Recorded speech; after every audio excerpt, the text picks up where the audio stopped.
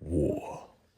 Once upon a time, a great big war was fought. A war to decide the fate of the future of humanity itself. Welcome back to my YouTube channel where we talk about comic books and stuff. And today we're heading back to firepower. Owen heads to war. Don't get lost in the stores. Go check out the firepower playlist. Now, let's get into it because Ma is having a self-realization that he has been on the wrong path all this time. What kind of friend was he that he didn't even believe his main man? Owen had made it abundantly clear he was innocent, but the fact that he turned against his school made Ma think he was a traitor. But now he is seeing the right path. Now he was with his boy, and now they were going to head into battle together. But before they do, Owen had to catch up with his wife because she was having fun. This place was basically a resort and she wanted to come back, and Owen promised her that they would when this was all over. But for now, they could just enjoy their night. And they did. But from the shadows, we see someone was watching. Ling was watching. The next day, though, it was time for Owen to finally join the meeting of the council.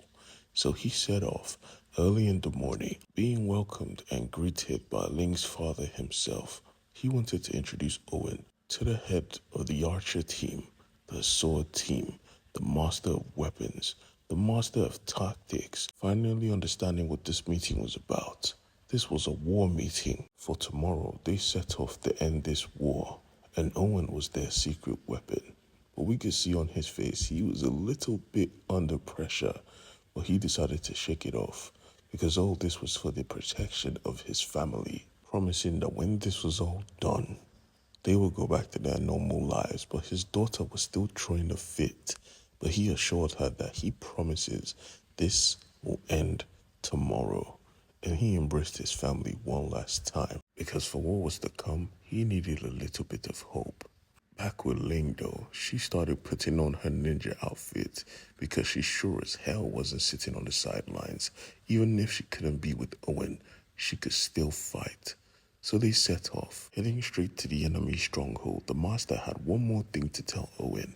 The person they are going to see now took Owen's parents. Fang took Owen's parents himself. And this was only more fuel for Owen because he wanted blood and he was going to get it. Back with Master Fang though, he was taking his final prayers before battle when he was rudely interrupted by one of his followers who made it clear, "Boss, they are here." And he smiled. "Okay, let's get to it." Out from the shadows popped his professionally trained assassins. His servant asked him who were these guys, and he simply said, "Don't worry about it. They are the front line. Now we do battle." And the battle started immediately. The forces of Fangs launched catapults directly at the airships, bringing them barreling down from the sky, each filled with hydrogen. This was a bomb. Owen tried to save as many as he could, but it was not working. Everyone he tried to save, every single person in this ship was gone. Everyone except for him. And even when he was falling to his death, he got saved by his master because right now they needed him. They needed the firepower. But not just Owen, no. Ma was fighting like crazy, making it clear that you guys are on the wrong side. I apologize for hitting you this hard. Matter of fact, not just Ma, everyone was fighting. We get one of the most amazing spreads in comic book history. They look good in battle. The head of archery, the sword master, weapons master, everyone was fighting. Even Ling's father himself was breaking skulls. And so was Fang himself, his axe drenched in blood. He saw his target in the sky and tossed his axe directly at the master's head. This attack served the purpose of bringing the master to earth. As Fang caught his battle axe, he watched the master fall to his death. Wondering if his master was going to be okay, Owen was distracted, but this wasn't the place to be distracted. He was surrounded by well-trained assassins. Having been forced to fight them alone, he tried to hold his own, using his firepower to the best of his abilities, but they were too fast, too strong. Owen, realizing they had him dead to rights, was shocked when he heard a roar. A ninja army pulled up, headed by the weapons master. He was saved. Matter of fact, he had an opportunity to win. In an instant, a random ninja called to him and tossed him a blade. Now he stood a fighting chance. Unlike his master, who by chance was still pulling himself out the wreckage, Fang took the initiative and tried to split him in half.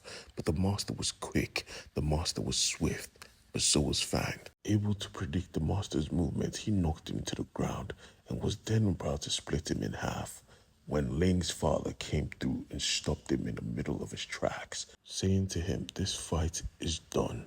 You have failed. Now you will fall by my hand." This is when we see three masters go head to head against one another. It was one-sided as hell. But everyone was fighting a one-sided battle. Even Ma, who was disappointed in having to fight his own students, decided to stop this war, telling everyone to freeze. "You have been deceived. They are not the enemy. Look beside you. Fang trained a cult of assassins. Who looks better in your eyes?" And with that, everyone finally woke up, realizing who the true enemy was. Fang and his forces. And with that, the ninjas and the Shaolin masters joined forces to take down the assassins. But the assassins were good. They were holding their own. Matter of fact, one of the assassins clocked the ninja in her face. And we see exactly who that ninja was. It was Ling. This rocked Owen's world. He believed she was dead. He was in this war because he thought he was avenging her. Owen was lost, but he wasn't the only one because Elder Fang was getting his ass beat. Two masters versus one. It wasn't even debatable. The beating got so bad, they said, "Yeah, do you want to call for backup? We'll wait." But Master Fang made it clear, "I do not need my disciple. I'm enough to handle both of you." And he was so wrong. With one kick, Ling's father sent him flying into a statue. "This will be where you die." But boy, was he wrong, because this brought the end of days. Looking to the statue, Master Fang screamed, "Help us, my lord. Help us take revenge on those who have failed us. Help me." And this is where we stop today's video. If you are confused, go check out the playlist below. And if you are not, just keep on keeping on, alright? Peace.